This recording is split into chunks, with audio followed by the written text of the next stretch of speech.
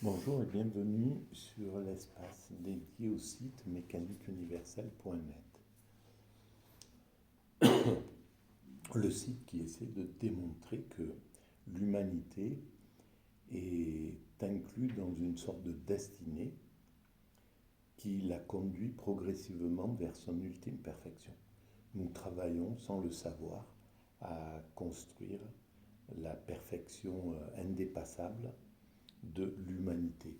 Et ce, depuis que nous nous sommes séparés des autres primates, depuis que nous nous sommes constitués en espèces particulières, l'humanité, on va dire, donc il y a des millions d'années, et puis des centaines de milliers d'années pour les grands développements de la culture. Et donc, c'est notre destinée. Nous travaillons, nous ne pouvons pas faire autrement qu'améliorer constamment l'humanité sur trois pôles bien précis. C'est ce que je démontre sur le site, sur mon site. L'humanité travaille constamment à la maîtrise de son comportement, la maîtrise de son environnement, la maîtrise de son questionnement. Alors, la maîtrise du comportement, on a vu que c'était tout le monde y travaille finalement à cette maîtrise. On est,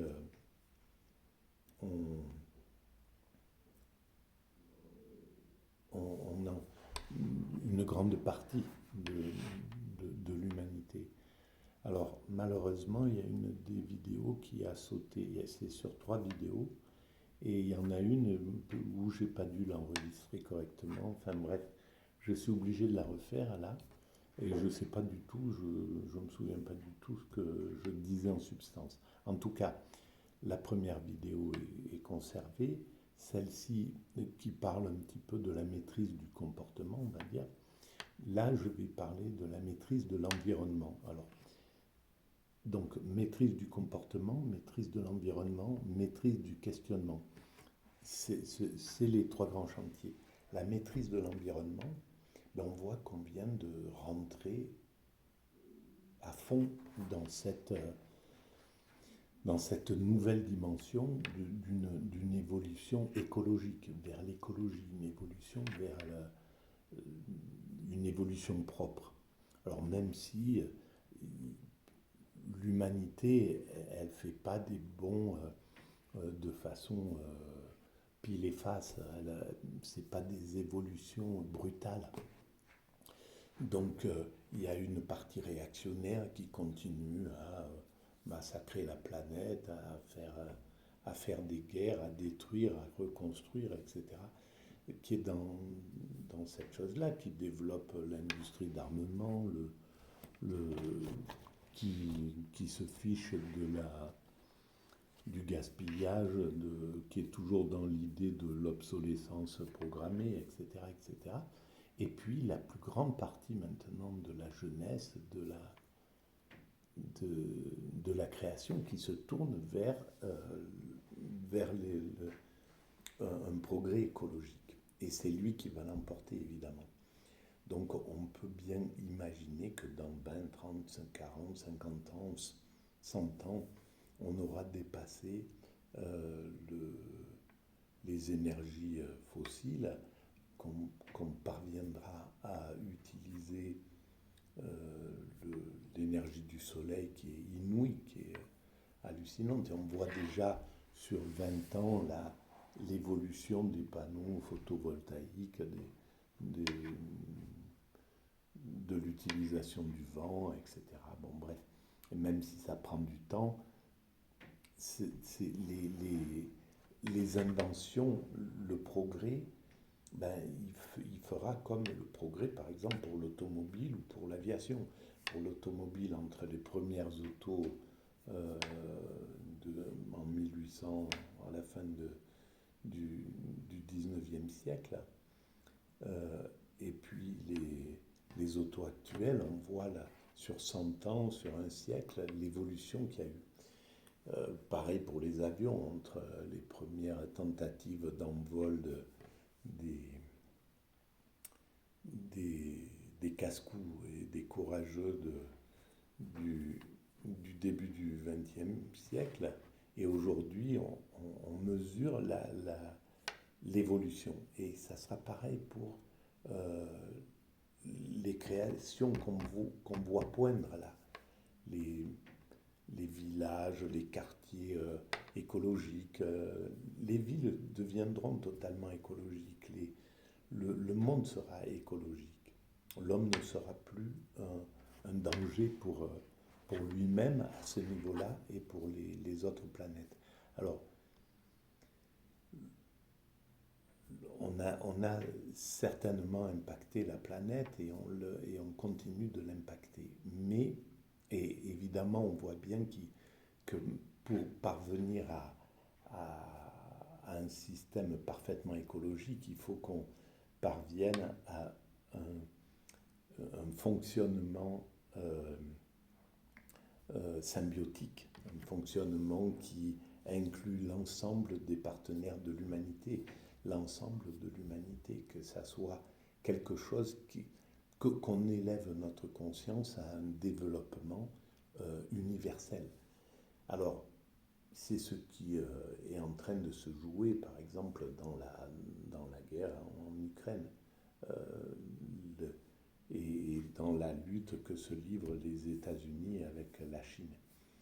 C'est deux modèles qui sont en confrontation, un modèle qui est sur l'hégémonie, sur la domination, subordination qu'on tient de notre époque primate et que l'Occident a durci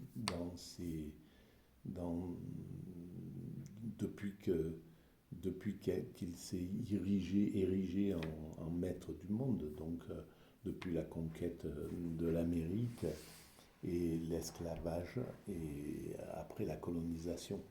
Donc tout ça a forgé un caractère chez les dominants qui est euh, un caractère qui ne peut pas concevoir, qui n'arrive pas à imaginer une égalité de leadership, un partage du leadership qui est sur l'hégémonie, sur le système hégémonie. On veut garder le pouvoir.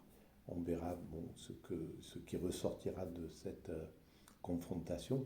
Elle durera peut-être 10-20 ans encore, grand maximum. Mais à la sortie de ça, à mon sens, l'humanité va être contrainte d'aller vers le symbiotique, de commencer à travailler vraiment universellement, comme l'expérience du Covid nous a mis le pied à l'étrier sur cette chose-là. Donc, la maîtrise de l'environnement, c'est ce qui nous attend. C'est clair que dans un siècle, peut-être 2 siècles, on aura réussi à organiser la planète de façon à ce que on soit dans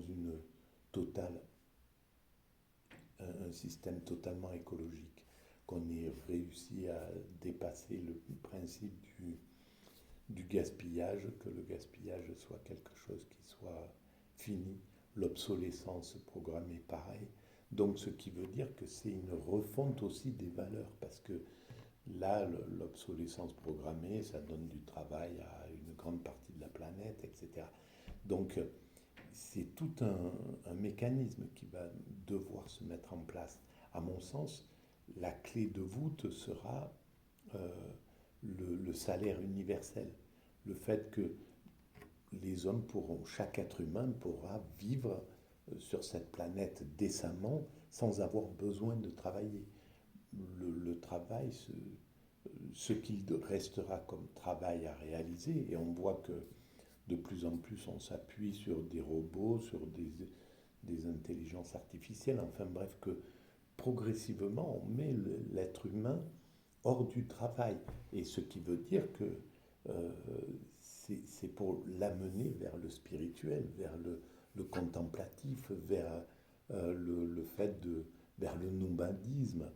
vers le fait de profiter complètement, clairement de, de l'existence.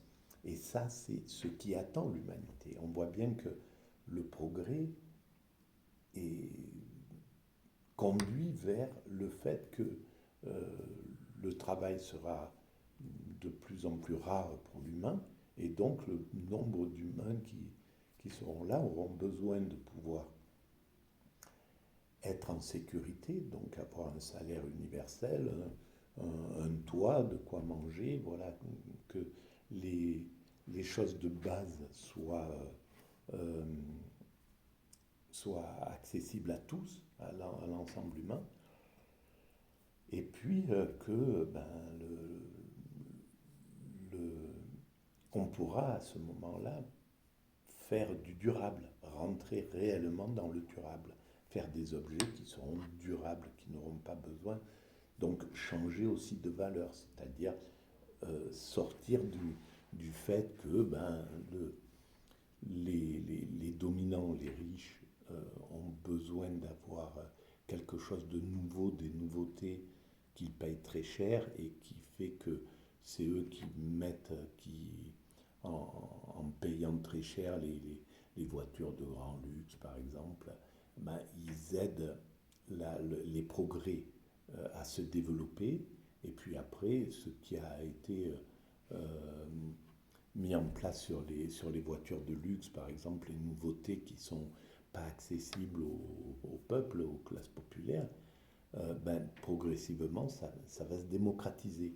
Donc ce mécanisme-là, euh, il est lié au psychisme aussi. Il est lié au fait que l'homme fonctionne sur un principe de domination-subordination, de dominant subordonné. Et donc les dominants ont besoin d'avoir tous les attributs des dominants, ont besoin d'avoir les meilleurs habits, les meilleures voitures, les meilleures places dans les avions, les meilleurs restaurants, etc. etc. C'est comme ça qu'ils nourrissent leur narcissisme en fait. Mais ce narcissisme va refluer progressivement, puisque l'idée de domination va perdre de sa densité. Si on sort de l'obsolescence programmée et qu'on fait du durable et du, de l'idéal pour chacun, en réalité, en dévaluant le système de classe qui s'est épanoui là encore, qui s'est durci avec le néolibéralisme, et bien progressivement, on, on va aller vers une société sans classe, etc. Donc tout ce qui a été pensé, par exemple, par les grands philosophes, par les philosophes du 18e, du 19e siècle, sur la paix universelle, sur la fraternité, un système mondial fraternel, sur, sur la fin de la lutte des classes, tout ça, sur l'égalité, sur la pure égalité, sur l'ultra-liberté que propose par exemple aussi l'anarchisme. Toutes ces pensées, toutes ces visions progressives comme ça, eh ben, elles se réaliseront. C'est simplement une question de temps. Nous allons vers un monde où tout appartiendra à la collectivité, donc un monde ultra collectif, universel, totalement universel, et ça paraît un peu presque agressif de dire ça, parce que on sait ce qu'a donné le collectivisme chez les Chinois, chez les Russes, enfin en URSS, etc. On sait ce qu'a été le côté négatif. Simplement, quand ça sera universel, ça n'a pas fonctionné parce que déjà, ceux qui ont mis en place, c'était des êtres humains qui se sont posés en dictateurs, qui n'ont pas qui n'ont pas laissé un système démocratique gérer leurs pulsions de domination. Ils ont écrasé les contre-pouvoirs. Donc, un monde universel sera obligé, mais par force, le construira des contre-pouvoirs, un système qui empêchera une, une domination, un système à la 1984 ou au meilleur des mondes. Bon, bref, tout ce que la science-fiction a proposé comme valeur affolante, en fait, d'un système mondial, mais ça ne sera pas la réalité pour l'humanité. Ces peurs-là, elles sont légitimes en somme, hein, mais l'humanité trouve toujours des clés pour ne pas rester, même si ce système s'imposait, même si un système dictatorial mondial finissait par s'imposer à un certain moment, comme le nazisme. Ben, il durerait le temps que le nazisme a duré, une dizaine d'années. Voilà, l'humanité se révolte contre ça et revient à quelque chose d'autre chose, d'universel, avec les grandes valeurs universelles. Donc en fait, il n'y a pas de chance pour un système dictatorial qui voudrait s'imposer pour 1000 ans, comme le disait le nazisme, et qui a duré au final 10 ans, quoi, ou 15 ans. Voilà. Donc, et pour revenir à la maîtrise de l'environnement, eh ben, on parviendra à maîtriser dans sa totalité l'écologie et être parfaitement écologique. Et donc ce système symbiotique permettra au lieu d'exporter nos vieilles bagnoles, nos vieux trucs, tout ce qui est polluant en Afrique, en malfaisant que nous sommes, l'Occident, et bien ça sera l'inverse. On enverra tout ce que nous découvrons, ben on enverra le meilleur dans l'Afrique. Et on prendra le meilleur de leurs propositions, de leurs idées, de leurs innovations. Parce il faut bien comprendre qu'il y a autant de travail qui se fabrique en Afrique qu'en Asie, qu'en Amérique, qu'en Europe. La créativité, elle est intense de partout. Et donc, voilà, on fera tomber notre orgueil, on arrivera à l'humilité. Et dans cette humilité, eh ben, on parviendra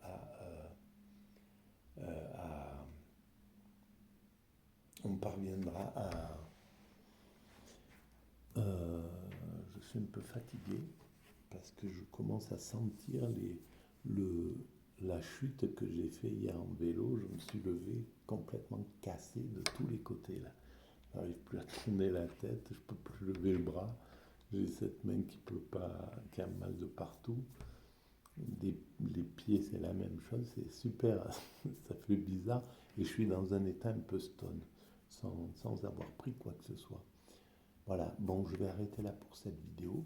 Si vous pensez que ces vidéos ont un intérêt pédagogique et un intérêt pour l'humanité, ces vidéos atypiques, eh bien, vous pouvez mettre des pouces, ça fait avancer le schmilblick, la visibilité. Vous pouvez mettre vous pouvez vous abonner à la chaîne, c'est pareil, plus il y a d'abonnés, plus la chaîne accède à de la visibilité. Vous pouvez mettre des avis et puis contester, penser que l'humanité ne va pas du tout dans cette direction. Voilà, et j'y réponds à chaque fois et j'accepte toutes les critiques. Voilà, merci pour votre écoute et à très bientôt.